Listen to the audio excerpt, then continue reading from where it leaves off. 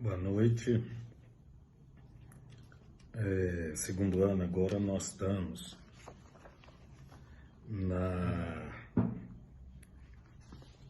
deixa eu olhar aqui, no módulo 8, capítulo 23, página 20, tá? Nós vamos agora falar então sobre o México independente. Eu fiz aqui para ficar mais fácil umas anotações, mas isso aí está na página 20 e 21, antes da gente entrar na ditadura de Porfírio Dias, tá? Só para vocês entenderem de que maneira que Porfírio acaba assumindo, o que o México tem de tanta diferença, sendo que o tempo do Brasil e do México, enquanto independentes, são bem próximos, vocês vão ver. E logo o México, ele dá uma guinada, diferentemente. É muito interessante ver com apoio popular como que as coisas acontecem. Então você vai ver que é uma briga que vai acontecendo entre conservadores e liberais. Conservadores, então, eles acabam assumindo, os liberais, por sua vez, com os problemas advindo do que estava acontecendo, eles acabam aproveitando a deixa e assumem o poder, e aí as coisas mudam de rumo. Os conservadores, diante de uma guerra civil que vai acontecendo, eles acabam pedindo interferência externa, porque o então governante, ele acaba ele não quer mais pagar a dívida externa, e aí os conservadores, aproveitando isso, pedem apoio externo, de qual alguns negam, e a França acaba dando apoio, e aí os Estados Unidos entra nessa briga a favor dos liberais, e acaba então com isso.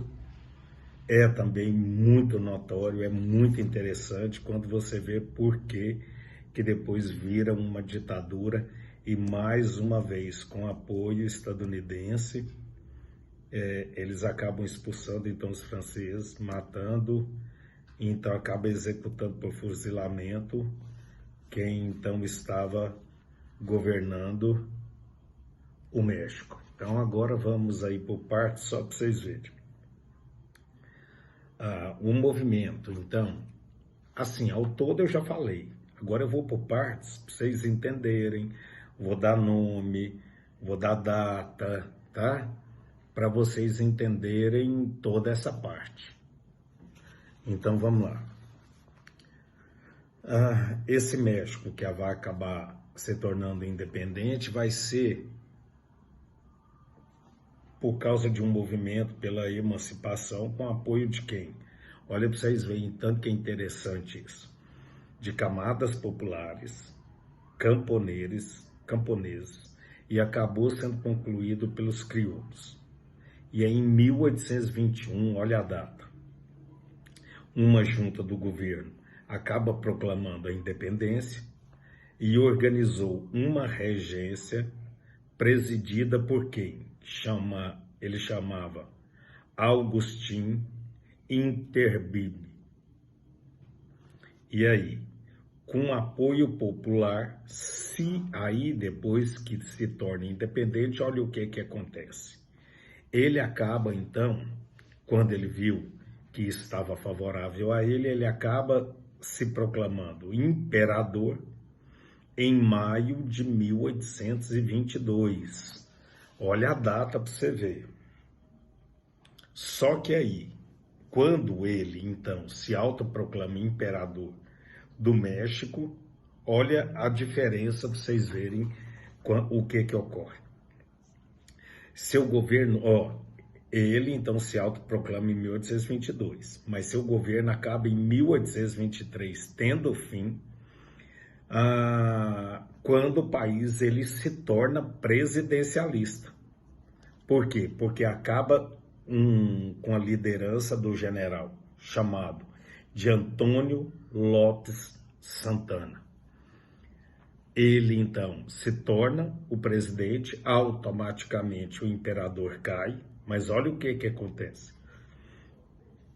Ele, então, Lopes, ou o conhecido como Santana, que era Antônio Lopes Santana, ele vai aliar-se, então, com a ala conservadora, e essa ala conservadora era de quem? Olha o nome, para começar, a ala conservadora. E quem é que fazia parte dessa ala conservadora? Latifundiários e a Igreja Católica. Seu governo, então, só de olhar aí por aí a gente vai sabendo o que vai dar mais ou menos, né? Então, e o governo dele acabou sendo sustentado por força das armas. Só que aí o que acontece? Acaba que o poder dele vai sendo abalado, por quê? Porque acaba acontecendo uma guerra entre o México e os Estados Unidos, e então o México acaba perdendo o território do Texas, do Arizona e da Califórnia. Diante disso, o que acontece? Acaba então, agora, com toda essa perda, enfraquece o governo. E aí os liberais então aproveitam isso, e acabam eles, então, crescendo muito. E aí, em 1855, a população acaba se revoltando novamente, Santana é derrubado e acaba, então, os liberais assumindo o poder. E foi liderado por Benito Juárez, que era um indígena Zapota. No livro de vocês falam qual é essa tribo. Depois vocês olham lá, tá na página 20, tá? E Benito, então, que era Benito Juárez, né? Que era de uma tribo Zapota. Benito, então, ele acaba sendo mal visto pela Igreja Católica, e os conservadores também, óbvio, também não vão aceitar. E aí, então, ele faz uma nova Constituição, e que é aí que o trem pega mesmo. Porque houve totalmente desagrado entre conservadores, clero e o exército. Por quê?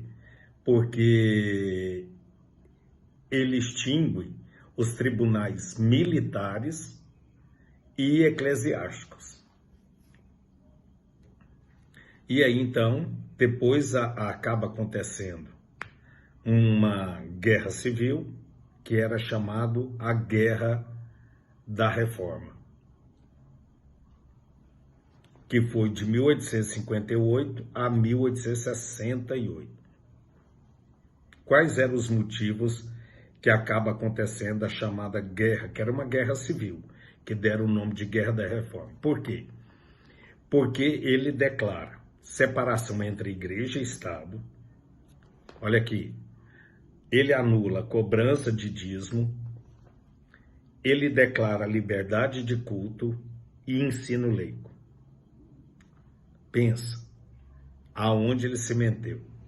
Então, e aí, com tantas brigas, acabou ocorrendo essa briga, olha aí quantos anos, essa chamada Guerra da Reforma.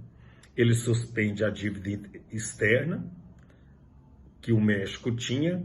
Agora, quem eram os credores? França, Inglaterra e Espanha. E aí, é claro, diante de tudo isso, acaba, então, os conservadores aproveitando toda essa oportunidade, quando ele, então, não quer pagar essa dívida, e eles vão pedir a intervenção estrangeira. E aí a Inglaterra e a Espanha negam, E a França, então, sob o governo de Napoleão III, envia, então, um príncipe austríaco, que é Fernando Maximiliano, que ele acaba, então, em 1863, declarando um governo monárquico.